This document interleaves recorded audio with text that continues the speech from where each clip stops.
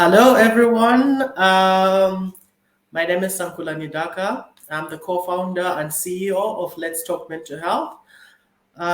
Thank you for joining us today. I am from Zambia, and today I'll be your host for our mental health awareness week webinar titled Loneliness and Mental Health. So this year's theme was loneliness, as organized by the Mental Health Foundation. So as Let's Talk Mental Health, our aim is to raise awareness through art and also provide a safe space for people to talk openly about their mental health issues, what they're going through mentally, and provide them with professional help and be it medication or therapy as per need. And our goal is to attain a generation that is full of empathy, compassion, productivity, and mental wellness. So, loneliness. Why loneliness? Loneliness affects a lot of people around the world, if not millions of people. So, it has a strong impact on our mental health.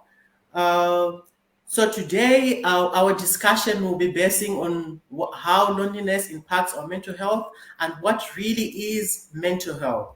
So with me today are our special guests from Philippines, Bangladesh, and from Zimbabwe. So first, I'll start with Dr. Constantine from the Philippines. Dr. Constantine, how are you doing? And thank you for joining us. May you introduce yourself to the people? Hi. Thank you for inviting me to this program. I'm Dr. Constantine Yuchua, or simply Const. I'm a psychiatrist, a child and adult psychiatrist from the Philippines. It's a pleasure to be here with everyone tonight. So I hope I'll be able to impart my knowledge about my mental health with everyone, and I'm excited to discuss tonight. Thank you so much for that good introduction. So secondly, I'll ask Professor SM Arif to introduce himself. And thank you for joining us, Professor SF Arif. You may introduce yourself. Thank you, Dhaka, and thanks a lot, Let's Talk Mental Health, for arranging such a valuable seminar, because mental health is something that we really have a tendency not to talk about that. Whenever we are hurt physically or we have some problem, it is visible, and that's how we take care of that. But unfortunately, mental is such a critical and sensitive issue. We never talked about that, but it has a huge impact. So I'm working in the field of emotional intelligence in Bangladesh. So I hope that I'll be able to contribute. Thank you for having me. Thank you so much. So last but not the least, we'll have Ms. Tinkerbell Kennedy from Zimbabwe. You may introduce yourself. Hi, everybody. My name is Tinkerbell Kennedy. As I said, I'm currently studying psychology with counseling through the Open University. It's an online university.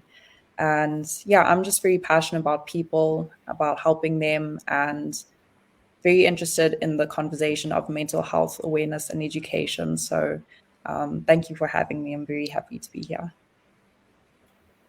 Thank you so much for that good introductions.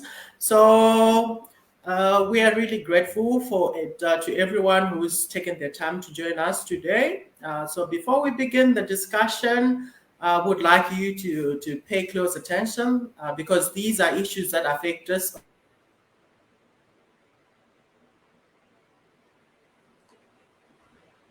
or I on a think daily basis.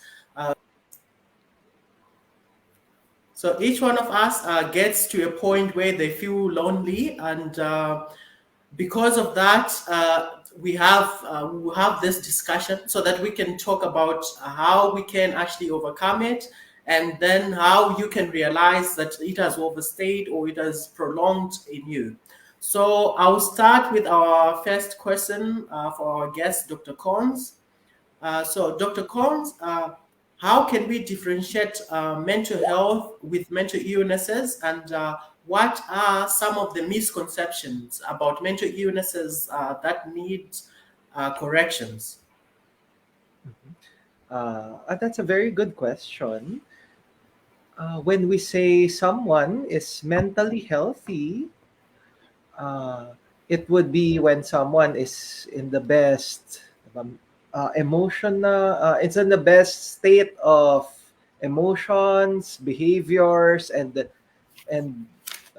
thoughts. Our notion of health is always physical, no, but it's not just that, diba? It's also the way we feel about ourselves, about our lives, the way our emotions are, our thoughts, our behaviors. There's really no health without mental health. And if the way we're feeling, behaving, and thinking are becoming problematic, that can uh, lead to mental health disorders. For example, if our state of mind causes a lot of distress or causes us not to function very well, for example, in school, at work, then that can be mental disorder. Some of the misconceptions are having a mental health problem means you're crazy. No, that's the number one misconception. It's not. No, it's not as it's it having a mental health problem does not automatically mean you're crazy. It's not as simple as that. There are a lot of mental health, different kinds of mental health problems. The most common of which are depression and anxiety. So when we say depression, it's when sadness becomes a disorder. What does that mean? When you're so sad that it doesn't go away, it affects your mind and body. You're so sad that you can't sleep anymore. Uh, you've lost your energy, you've lost your appetite. It's hard to concentrate on what you're doing. You've lost the interest in the things you used to like. You feel hopeless all the time. Sometimes you think of hurting yourself. Or anxiety. You're always worried, you're always tense, you feel scared all the time, you can't relax, you can't talk with people because you're too nervous. Those are very common, and that's so far away from being crazy. So that's the number one misconception, that mental health problems mean you're crazy. Another misconception is only rich people have mental health problems, that it's a luxury, no, to have mental health care, that therapy only rich people have therapy. um it's just it's just um it's just optional, it's just something that it's just in your mind. That's another misconception, that it's not a real health problem. You can just pray and it will go away. You can just if you have faith, it will go away. If you just have a positive mindset, it will go away. That's another misconception. Mental health problems are real, legitimate health problems. They're not just states of mind. No, they're not just attitude. That's another misconception, that oh, you have a mental health problem. It's just because you have a bad attitude. You're not grateful.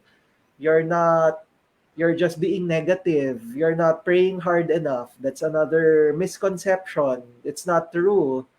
uh, when you have a mental health problem, it's a very complex interaction, no, of biological or brain based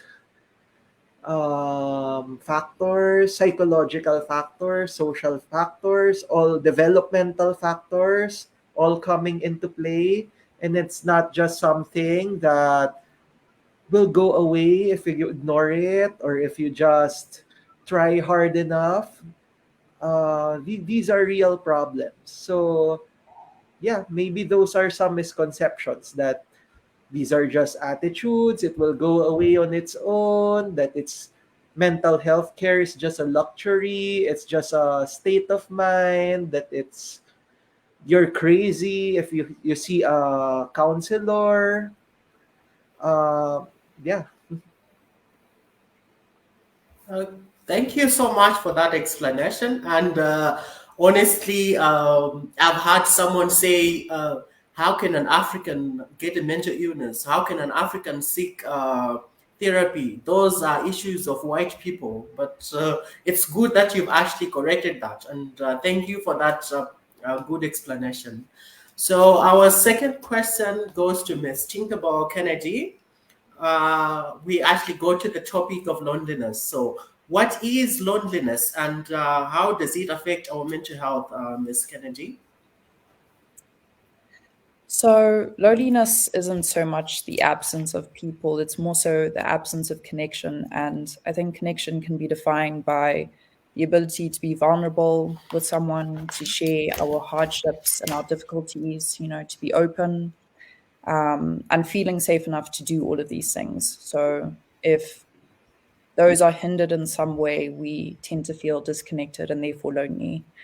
And this affects our mental health through various ways, such as depression can be a symptom of being lonely. And depression can be characterized by feelings of despair, hopelessness, apathy, which is a loss of enthusiasm and interest and pleasure for things we used to enjoy before. And it can also cause anxiety. I think when people have been lonely for long periods of time, they can feel anxious to form new connections or even maintain the connections they had once before with people around them. And it can also cause low self-esteem. A very extreme example of loneliness is solitary confinement in prisons, where a person is put in a cell by themselves for days and days on end. And this is known to cause psychotic breaks within people. And so that just goes to show that connection is really important, and we weren't made to be isolated or to be lonely, because it can really, really damage our mental health and how we perceive life, how we make decisions, how we think, how we see ourselves, how we see the people around us. So, yeah, um, that's my definition. Okay, no, thank you so much. That's like a perfect definition. So we actually find that most of the clients we have, one of the major issues they face is that feeling of loneliness, the feeling of I am alone, I am the only one who's feeling this, a feeling of not being understood. So it is really a good thing that you've actually explained how it can affect our mental health. So if anyone notices that they are getting lonely to a point of it affecting how they live their life on a daily basis, I think that's when you actually can think of talking to someone. It could be a friend, a family member, or a loved one, or you can seek professional help, because a prolonged loneliness has that huge impact on our mental health, and it can debilitate us, and it can also cause all sorts of these mental health issues, as she has explained. So our next question goes to Professor Arif. He is an emotional intelligence life coach, so his question is actually related to emotional intelligence. So, Professor Arif, what is emotional intelligence and how is it related to mental health?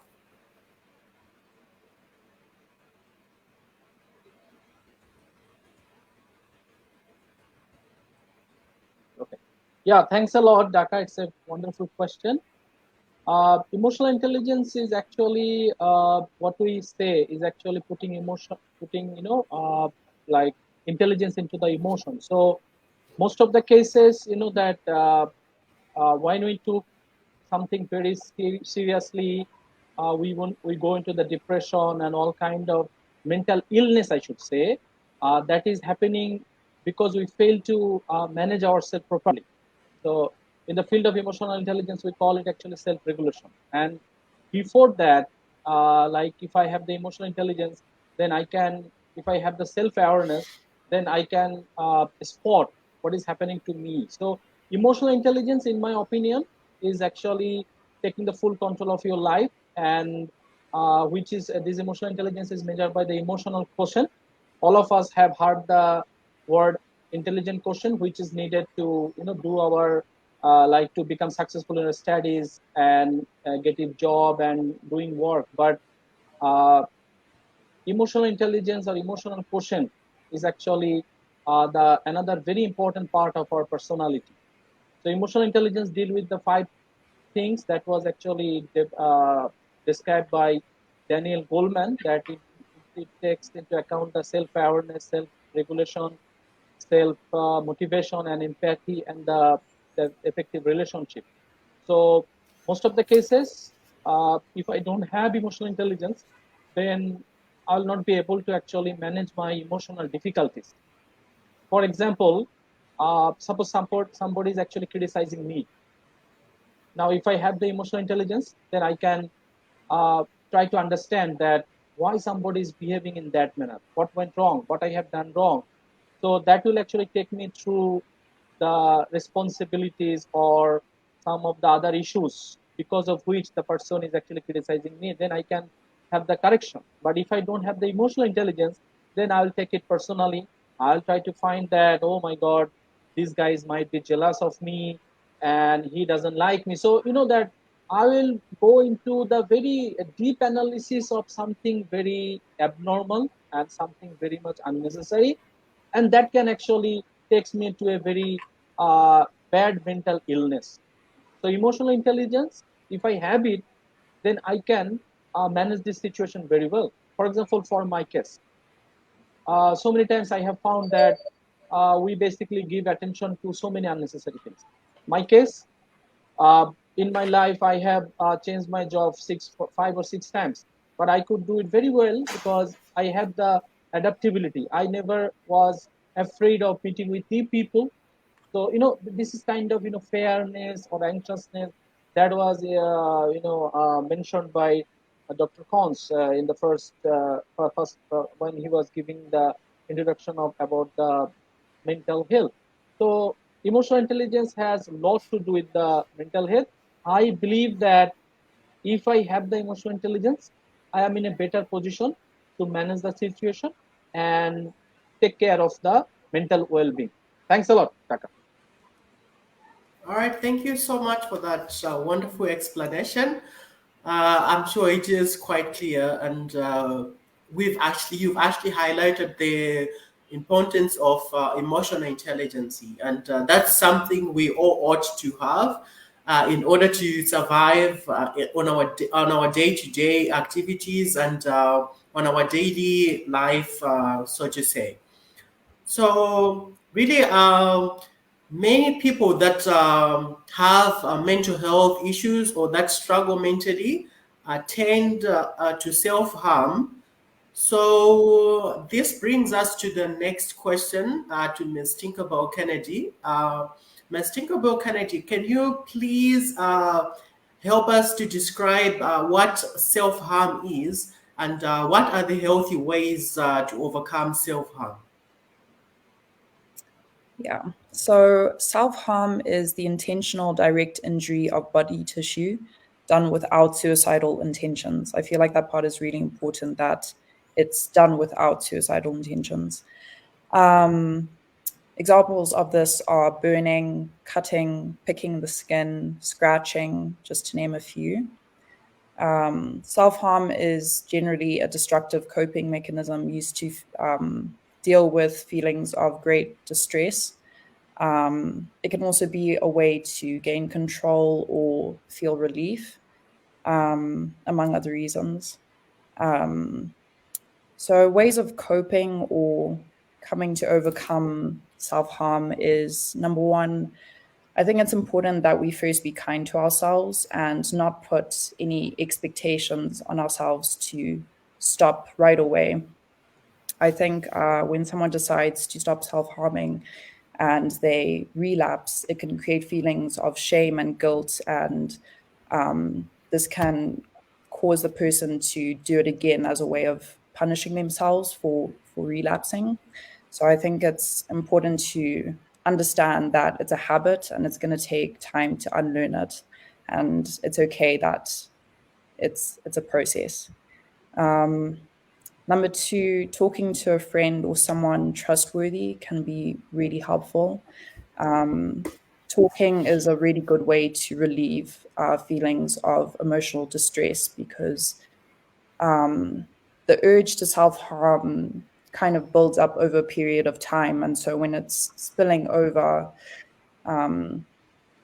it can help to talk with someone about it, because it's a feeling, you know that it'll pass. So having someone there with you while you're feeling that way, just having someone to explain how you're feeling and to just be with you while you get through it can be really helpful to keep you from doing any harm to yourself. Number three is picking a new action instead of turning to self-harm. So this could be through taking a walk, going to a different room.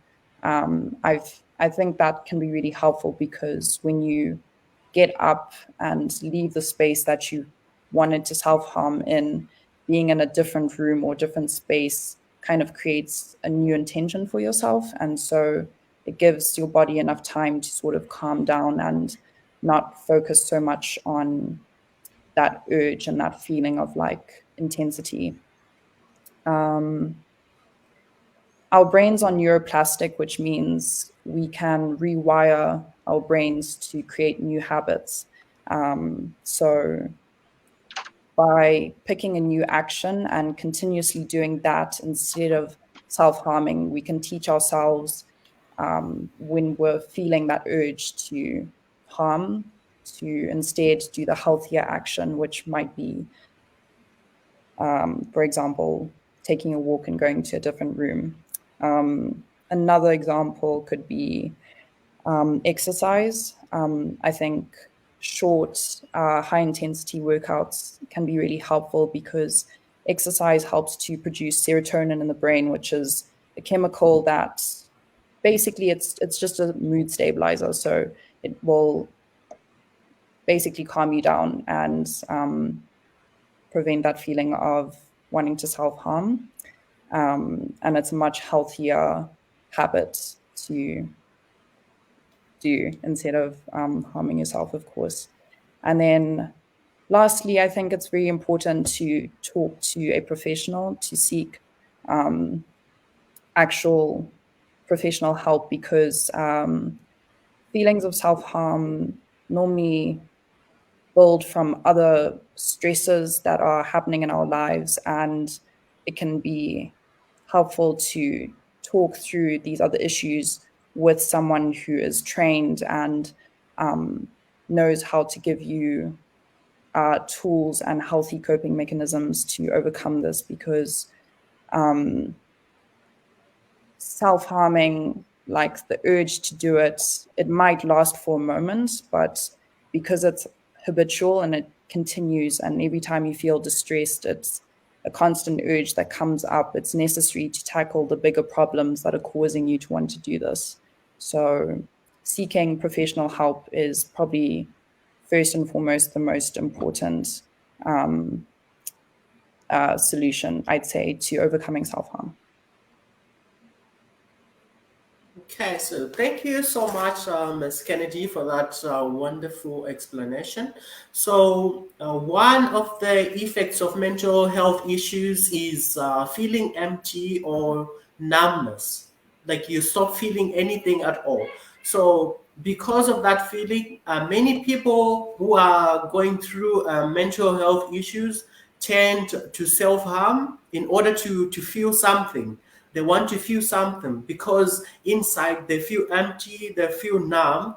But if there is anyone who's watching us today and they have that feeling and they're considering self-harm, I would say it's better to talk to someone, as Ms. Kennedy has said, and seek professional help so that you can be helped. And truth be told, there is help, and there is a higher chance of you getting better. So do not feel alone, do not isolate, and do not feel like you cannot be helped or you are beyond repair. You can actually be helped and you can live a better life. You can actually start to feel full again. You can start to feel like yourself again once you get that professional help. So thank you so much for that wonderful explanation, Ms. Tinkerbell Kennedy. So we go to the topic of grief. So almost everyone goes through the process of grief, and it could be grief due to various circumstances, and it is one of the many things that make us feel alone. It makes us feel ununderstood. It makes us feel lonely. So my next question is going to Professor Arif. So Professor Arif, what really is grief, and how can we process it in a healthy manner so that it doesn't affect our mental health? Yeah, again, it's a wonderful question, Daka. Uh, you know that grief is actually it's a natural response or reaction to actually loss of anything. So so every time we go through this kind of situations, suppose we lose our very precious things, we lose our relationship, and we lost our position sometime we lose our home, and sometime we have to leave our known known place. So for example my family is actually as a young kid, their family is supposed traveling, like changing their workplace. So I'll have to leave my friends and going to a new place. The worst form of grief is actually the loss of a dear one, loss of like so death. And this is something very difficult to actually deal with. Now I'll be trying to give discuss some idea like how we can deal with that. As I am a emotional intelligence life coach, my point of dealing with that will be very different from other people. I will be talking about at first about the prevention. First, prevention, so proactive approach. We have to make ourselves stronger, actually. And in the emotional intelligence arena, we talk about that. Like, try to understand who you are, what you like, and try to become a very strong person where you are full by yourself. Most of the cases, what we have observed, that we really don't take care of ourselves, and we try to feel that somebody else will actually fulfill my life or career, and that is a very wrong approach. And that's why when we lose somebody, we feel bad, we feel that we are how can we exist even. So the first point will be to try to make yourself like the full-fledged human being, the first thing. Then it will be very easier for you to basically deal with this grief. Now, as an emotional intelligence practitioner, I always try to focus on the meditation, mindfulness, this kind of practices where we can try to become a full-fledged human being. Now, let's come to the position where suppose I have lost something very important and I'm in the position of grief. In the year of 1969, Elizabeth Ross, she has analyzed the grief, and she has told that people naturally go through 5 different processes when they are going through the grief. The very first one uh, is actually what do they do? Basically, they go through the denial, and then they go through the denial means like they cannot accept that, oh my God, how can I lose somebody, and they don't try to accept it that they have lost something. So they go through the denial. After that comes the anger part, when they get angry about these issues, and then the next one is actually the bargaining. So they try to talk to the God or something like that. Oh my God, if I can get it back, I'll not do these things. And then they are going to the depression, the fourth stage, and the last one is the acceptance. So when we are in the acceptance zone, we basically can take care of our mental health. But unfortunately, all the other, when you go through the other processes, it is really difficult for us to actually manage ourselves. Now, I will try to use another interesting tool that was introduced by Mark Brackett, professor of Yale Emotional Intelligence Center. He's the director there. He has introduced a nice concept called mood meter, where actually we try to find out we spot the emotion based on the two parameters. The one parameter is actually the pleasantness or unpleasantness. Another one is actually the energy. So grief is actually something where I am having like I am very unpleasant, and the second one is that my energy level is too low. So how we can take care of the issue? I believe that in that case we can take care of, we can use our body actually. So don't actually just be aloof and try to avoid the other people. Better actually what you do, try to get the momentum. At that point of time, it is very difficult for ourselves to turn the unpleasantness into pleasantness. But what I can do rather, I can work on my energy level, so I can work at my physical level. So I can listen to the music, I can spend time with some of my close people. I can and by doing this, what I can do, I can actually have the energy back, and then I can start taking care of my unpleasantness. And we should actually, what you have to do, you have to go to the acceptance zone actually, to get ourselves from the grief, the grief moment of our life. So these are actually some of the ways we can take care of the grief situation. Thank you, Dr. Thank you so much for that wonderful explanation. Grief is something that is very common to almost every one of us. At one point or another, we lose something, we lose a loved one, and we really have to go through that process of grief. We have to feel it, but we don't have to let it linger for too long to affect our mental health.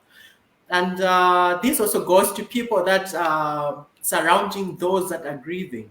I've heard in such insensitive things to say. I've got a friend who lost a father, and just when the father died, like some family members said, "You are now the man. Like you have to be strong."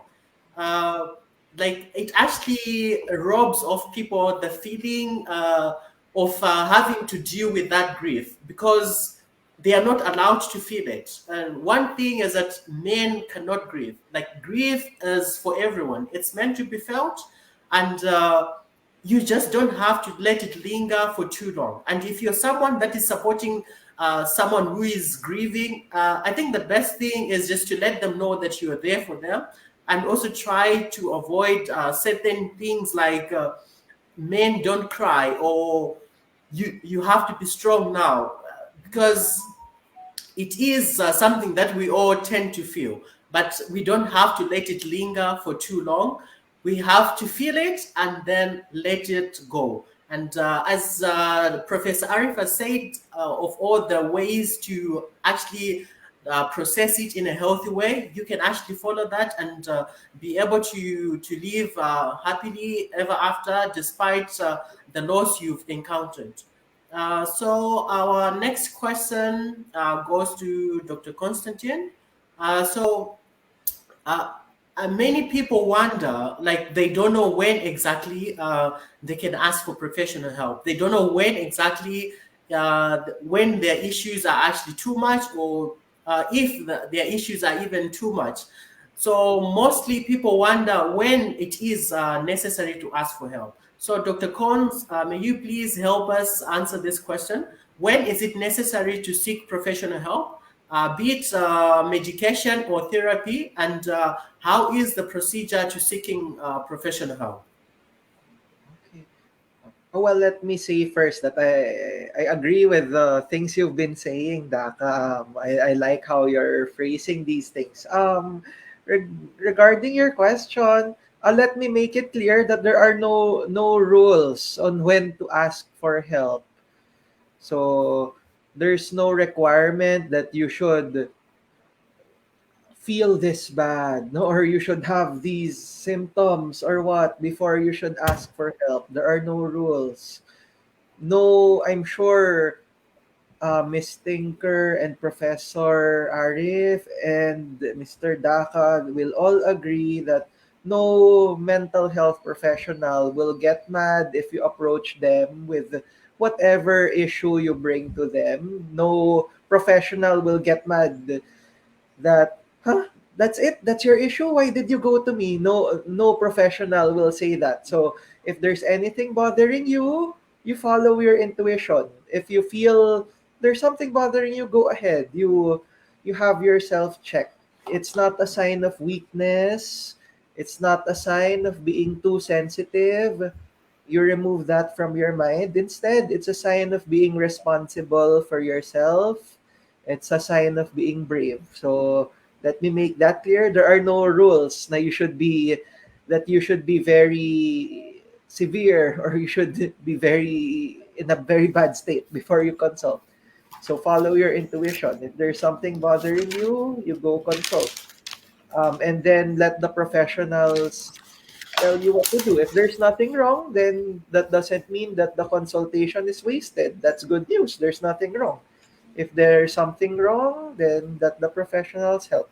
But on a more practical side, um, it's a good time to consult if you think that your emotional, behavioral, or thought problems. So that's A, B, C. No, A is affect or your feelings. B, your behaviors. C, cognition or your thoughts. Any of those. If problems in those areas are beginning to affect your body, meaning you can't sleep, you're having poor appetite, your energy is getting affected, you're experiencing pains in your body because of your emotional state, your mind is getting affected, you can't concentrate, you're nervous all the time, um, your function is getting affected, no, you can't go to you can your school, let's say your grades are declining, your the way you work is getting affected, your relationships are getting affected, um, those are red flags, no? It means okay, something's wrong. I might need to, I certainly have to get professional help. So you mind the red flags. If you have those red flags, the body, the mind, and the function are getting affected, that's a sign to consult. If you want to be more technical about it, you try to look for screening tests. A lot are available in the internet. Mind you, those screening tests are not meant for you to diagnose yourselves, but just to check the level of risk you have for certain mental health problems like depression or anxiety. So if those tests would say, or you're at moderate risk or a bit of a high risk for certain mental health conditions, it doesn't mean you have it automatically, but that's a red flag for you to go and have yourself checked. Uh, so I hope that's clear. There are no rules on when to get yourself checked. If you feel bothered, go and have yourself checked. There's no judgment. It's a sign of being strong and being brave and responsible, but do mind the red flags. As for the process, there are also no strict rules on who to go to because any responsible mental health professional you go to will direct you to the right person. You can go see a counselor, a psychologist, a general physician, a psychiatrist. Maybe what I'd like to emphasize is online options are very much available now, especially during the pandemic with the lockdowns. Online options have boomed. So for those who are a bit hesitant, a bit shy to consult in person, don't let that stop you. Online options are very much available. Um, yeah. As for the process or how treatment goes, there are a lot of options. Therapy is one option. There are different kinds of therapies. It's not one size fits all. It would depend on your needs, on your condition. Medications, it's not automatic. Some people have the misconception that they will force you to take medications. It's not the case. It's always a collaborative process between you and your provider. Um, yeah. Okay. All right, thank you so much for that wonderful explanation. Indeed, there is no shame in asking for help. So, asking for help or support can be difficult no matter the situation, more so when it comes to mental health issues because of the stigma that surrounds mental illnesses. So you find that people that are going through mental health issues are the most stigmatized, discriminated against, marginalized, and vulnerable members of our societies. So we may never know how exactly to deal with stigma around mental illnesses in our society, but we can work to form a sense of awareness and around the issue of mental health and mental illnesses, and keep our loved ones informed. So, as people become more increasingly comfortable talking about mental health issues, we can normalize mental health. So, let's talk about mental health the way we would physical conditions. Let's talk about mental health like we would talk about a flu.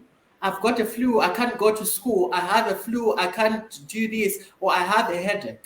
No one criticizes that. So let's talk about mental health, like mental health issues, like we would physical issues.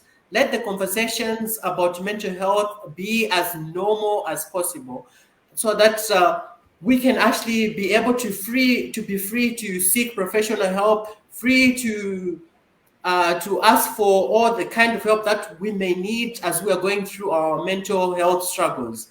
So let the conversations about mental health, let's have these conversations about mental health like our lives depend on them, like because our lives depend on it.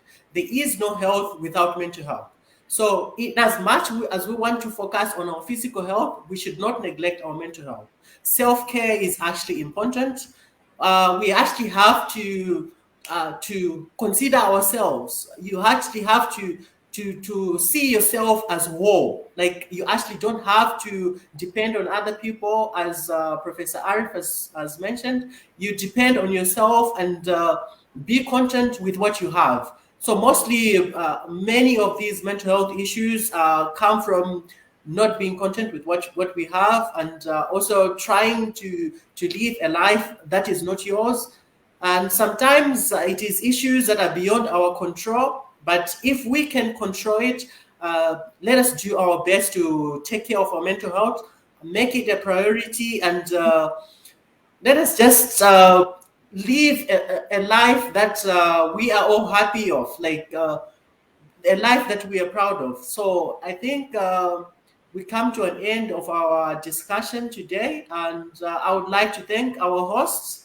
Our guests, Ms. Tinkerbell Kennedy, Professor Arif, and Dr. Constantine, for joining us today. And from me and our guests and our Let's Talk Mental Health team, we say thank you for joining us, and goodbye. It was a lovely discussion. So thank you so much, everyone, for joining us. Have a blessed day or night, wherever you're from, and let's remember to take care of our mental health. So thank you so much, everyone. Goodbye. Thank you, Thank Dhaka, you. Thank you. for hosting in a very professional manner and wonderful, wonderful host you were. Thank you. Thank you so